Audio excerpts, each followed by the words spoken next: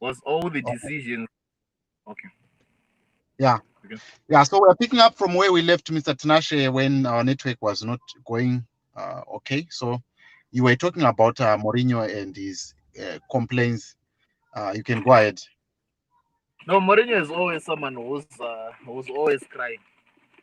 I Mm, don't know why he's always crying. So when the first penalty was, it was a clear penalty that was reviewed by VAR, and mm, VAR has got about six people mm, right on the panel. They go through the mm. analysis. There was contact. We even saw it. There was contact. The second Yeah. penalty, the referee did not see properly, right? Yeah. Yeah. Rightly so. Also, Bruno Fernandes to be booked for simulation. That one Yes. I agree with you. But to complain about the VAR and what, no, VAR is there to stay. VAR is bringing in some talks to Mm, football. Though it might mm. have that perfections, they actually told us about VAR that it will be perfect as we go. We it's a system, and the Yeah. system will be they build. Yeah. So building, and I think it will be perfect as we go. So there is no need to be crying. Everyone is affected, and everyone is benefiting. It just goes to the matter of, at what point am I benefiting? At what point am I, you know, being affected by this far?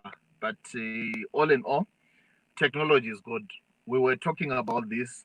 I don't think we will talk about this again because we are going to improve. Okay. So yeah, Mourinho just cries. He's Mhm. a crybaby. Okay. On that issue of VAR, Mm-hmm. VAR was called into question on the Sheffield United game against Aston Villa. What's your take on that one? Because uh, the video shows that the uh, the the goal had already crossed the line, and I also remember Sheffield United tweeted and said that really. What do you have to say about that one? Because they were so major uproar with the Sheffield United feeling that they were robbed. Okay. I need you to differentiate between VAR and Hmm. goal line technology, right? Okay. Uh, Yeah. for all decisions that are made by GLT, VAR Yeah. cannot overrule or override them, right? All So right. I what see. was the referee? The referee was to be informed by his watch, his Yeah. vibration. Yeah. So that is not a problem for VAR. That is a Yeah. problem for goal line technology, right? So what Yeah. does VAR? VAR looks at what happens in the box, what Yes. happens in the beautiful goal, what Yeah. happens if I make a decision like I'm the referee, I make a decision to Yeah. say, okay, in of the park wrongly, send a free kick as long as there is no red card, as Mm. long as it does not lead to a goal, as long as that what VAR cannot get into that Mm. one. Then Yeah. there is another technology that is goal line technology, right? Yes. It's Yeah. independent of VAR.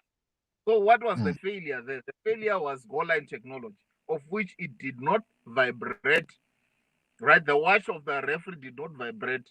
So for that matter, yes, it was a score, but those people in VAR were not their hands were tied because that should be informed by the goal line technology. That should be informed by the second assistant referee who's on the what? On the other side. On the touchline. So Yes. the failure of the referee, the failure of the what do we call it? The goal line Of the technology, technology. and second Mm. assistant. Yeah. Okay. So that, So, so for we don't take.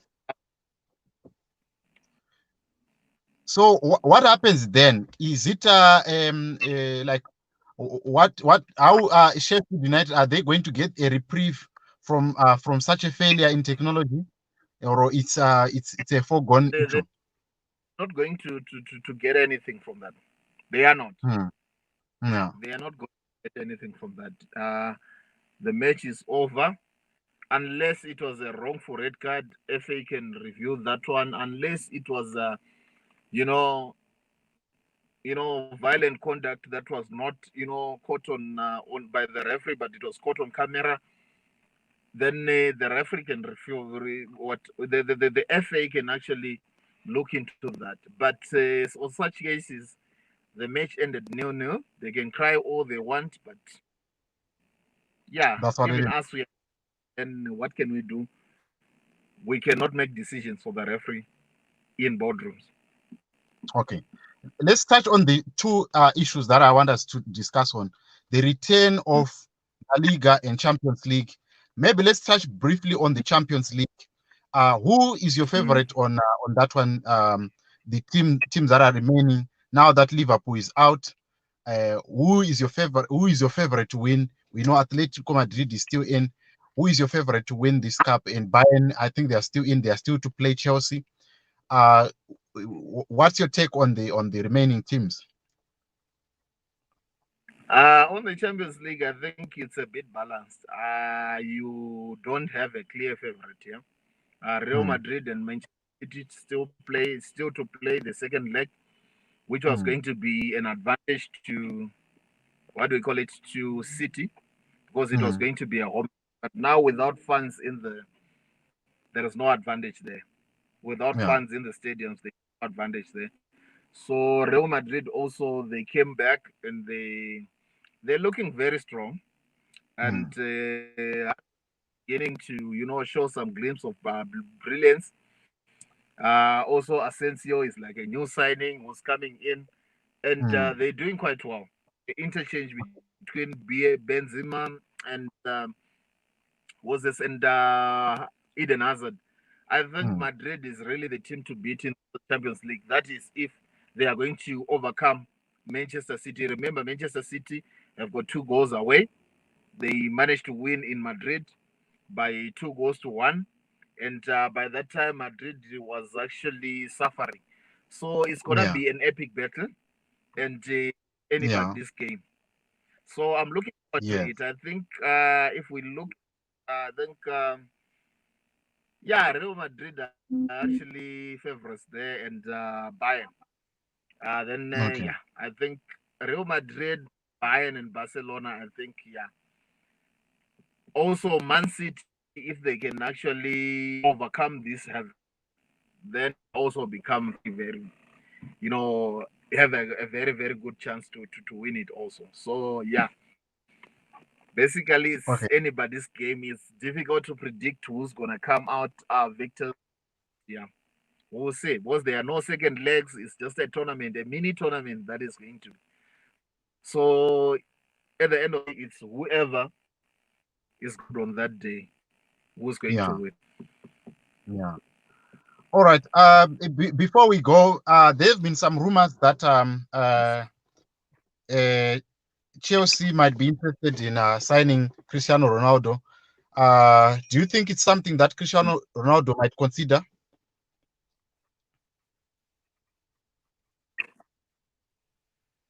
Uh, I saw the,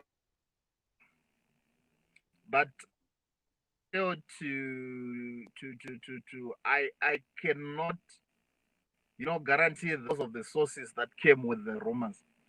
Mm, Cristiano Ronaldo is a big player, and mm, he can still he can still offer a lot. mm, Whether or not on the pitch or off the pitch, Cristiano Ronaldo is a great player.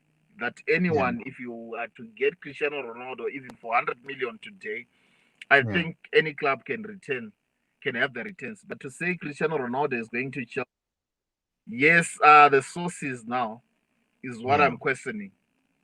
Was I looked at ESPN, I looked at the major, the um, newspapers. Yeah. They are not talking about it. They are not talking about it. But see, in terms of the financial muscle, they've got a huge financial muscle. Why? Because they could not spend in the last year, is in Yeah. the last 18 months. So for Yeah. that reason, I see Chelsea, they can go for anyone. But Yeah. these rumors for Cristiano Ronaldo are unfounded. All right, all right, all right. You know, we wanted to have Cristiano Ronaldo. Of course, Frank Lampard's team is full of youngsters, and they haven't had many signings so far. Many signings so far. I'm told that Willian might be his contract is expiring this June. Uh yeah, we would have loved to have Cristiano Ronaldo. But anyway, let's see how the transfer windows are going to when it's fully operational. So is there anything that you want to add on this discussion, Mr. Tinashe, before we wrap it up? Final words from you.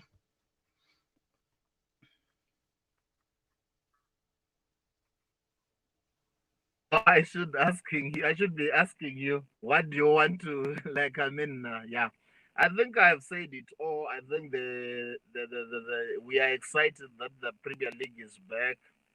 We are excited about the top four race, where which Chelsea is actually on the advantage, and we are also looking into the outcome of the uh, City issue by the but we want to see what is going to be the fate of City. Mm, There is a lot to play for this season. If you look at the FA Cup is not yet concluded. If you look at the Europa, the Champions League, and you know it's something that is coming thick and fast. And I'm worried actually about PSG yeah, because they've already won the, but now going into the Champions League, not as strong. Why? yeah, Because they will be lacking match fitness. Yes, they have progressed against Borussia, but now the problem is they're not playing. And yeah, by the time we get into August, that match will actually affect them unless they start to organize some friendlies now. It's gonna be a big problem again this year for Paris Saint-Germain, which I thought was the biggest threat to win the Champions League. But because of the fitness levels of the players, I don't think PSG will be able to manage because of the match fitness. all right. Basically, that's all about the return now. Okay. Maybe final, let me just push these 2 points in. Pogba's return and Igalo's prowess. Can you just touch on that before we close? Adrian Gallo, they actually signed, extended his contract with Manchester United until at least January, Mhm. and it's a time for him to prove that he still has it. Yeah, And Igalo is a poacher. I mean, like of all the Manchester United strikers that are there, Igalo is the one man who, when he's in the box, he's accurate. yeah, Uh, I think the only competition that he may have in terms of his finishing might be from Mason Greenwood, because that is a box player also. But yeah, in terms of Marshall and Rashford, they are wingers and they can come from the wingers. Igalo becomes the focal point. So he yeah, can be a game changer for Manchester United if he begins to start more. He's a poacher. He's someone who's proved himself in the Premier League, in the Chinese League, in so many tournaments and all that. So Igalo, I think it was a very good good piece of business that Manchester United did there. If they are yeah, looking for a proper central striker, they need Igalo. Until that striker, they need Igalo because he can do some things that no one can do at Manchester United. No striker can do that, so he can do those things.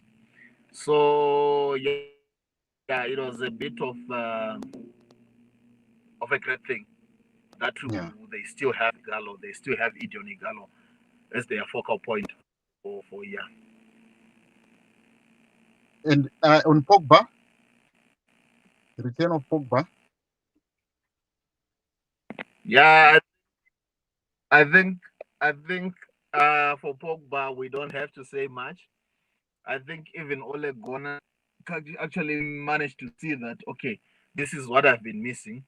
It's Yeah, up to him now to see in the next game. I think on Wednesday, see what does he have to do.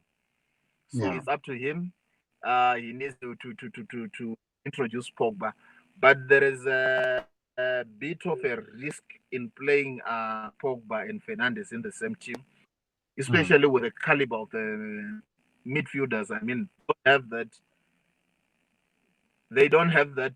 What we call it, the N'Golo Kante type of midfielder that can break up play and all that. And yeah, if you look at Pogba and Bruno Fernandes, they are risky players. To play it risky, they lose the ball too much and all of them. So they need mm, that midfield enforcer in terms of breaking up play. We talk of if we look at Atletico Madrid's Thomas Partey, if you look at mm, Wilfred Ndindi from Leicester City, if you look at N'Golo Kante from Chelsea, for instance, you look at yeah, those guys.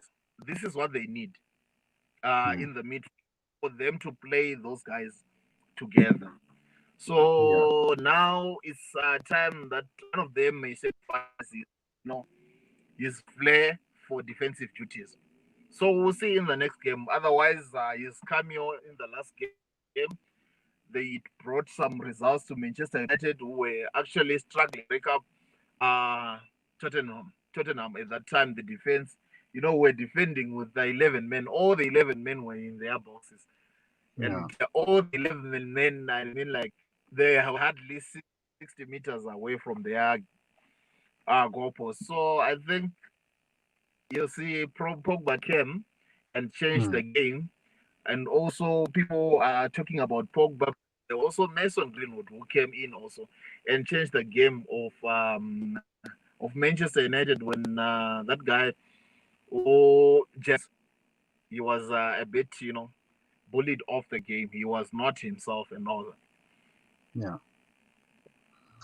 All right, Mr. Tinashe, thank you so much for the time that you have afforded us. We are going to keep on, talking about this because the league is far from over and the Champions League as well. So hopefully we'll have you in the near future so that we can dissect some of these issues. And we are so grateful to have you on the show. And how can people follow you on the social media, or how can they get hold of Tinashe?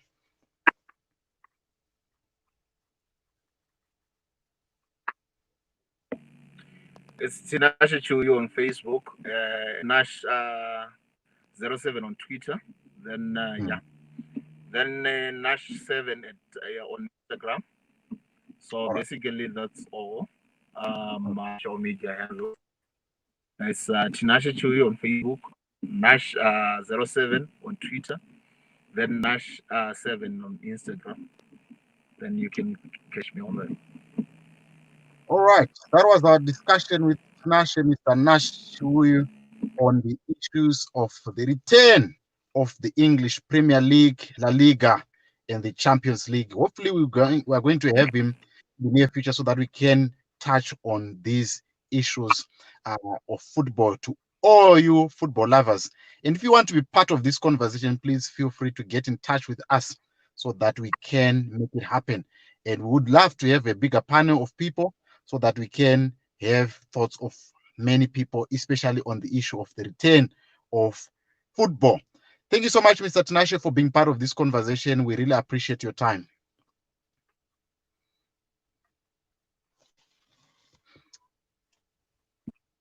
Thank you, JC. Thank you very All right. much for having me. All right. We'll see you soon. All right.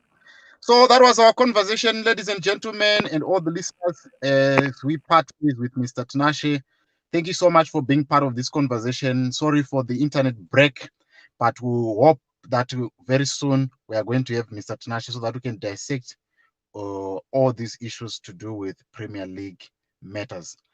To those that were joining us, we appreciate your time. If you have any questions, if you have any suggestions, please uh, put them on the comment section, or you can send me a WhatsApp on the description box below. I'll see you again next time. This is your boy JC reminding you that rise up, Africa. The world is waiting for you. I'll see you next time. And please stay